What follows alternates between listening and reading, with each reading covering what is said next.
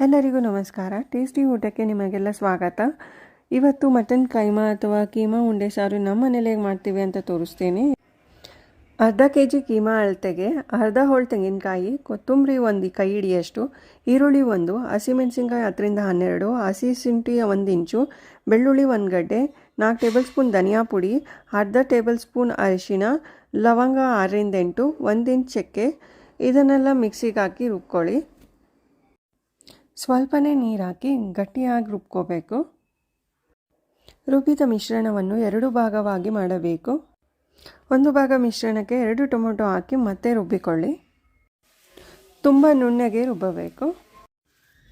ಉಳಿದ ಮಿಶ್ರಣವನ್ನು ಕೀಮದ ಜೊತೆ ಸ್ವಲ್ಪ ಉಪ್ಪು ಹಾಕಿ ಚೆನ್ನಾಗಿ ಕಲಿಸಬೇಕು.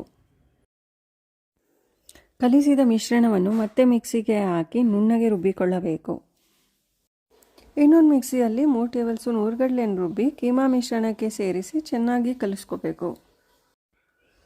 ಕೈಯನ್ನು ನೀರಲ್ಲಿ ತೇವ ಮಾಡಿ ಚಿಕ್ಕ ಚಿಕ್ಕ ಉಂಡೆಗಳನ್ನಾಗಿ ಮಾಡಿಕೊಳ್ಬೇಕು.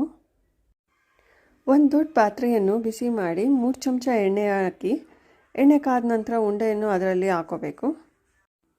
5 ನಿಮಿಷದ ನಂತರ ಟೊಮೊಟೊ ಹಾಕಿ ರುಬ್ಬಿದ ಮಿಶ್ರಣವನ್ನು ಸೇರಿಸಬೇಕು.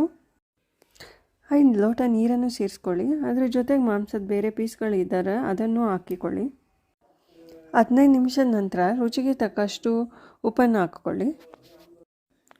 ಚೆನ್ನಾಗಿ ಕಲಸಿ 45 ನಿಮಿಷ ಬೇಯಿಸ್ಕೊಳ್ಳಿ. ಮಧ್ಯದಲ್ಲಿ ಆಗಾಗ ಸಾರನ್ನು ತಿರುತ್ತೇರಿ.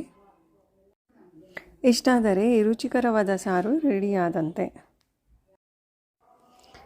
ಇದನ್ನು ರಾಗಿ ಮುದ್ದೆ, ಚಪಾತಿ, ಪೂರಿ, ಅನ್ನದ ಜೊತೆ ತಿನ್ಬೋದು. ಎಲ್ಲರೂ ಒಂದ್ಸಲ ಇದನ್ನು ಟ್ರೈ ಮಾಡಿ ಹೇಗೆ ಬಂತು ಅಂತ ಕಾಮೆಂಟ್ಸಲ್ಲಿ ತಿಳಿಸಿ. ತುಂಬ ರುಚಿಯಾಗಿರುತ್ತೆ. ನಮ್ಮನೇಲಿ ಎಲ್ಲರಿಗೂ ಇದನ್ನು ಕಂಡ್ರೆ ತುಂಬ ಇಷ್ಟ.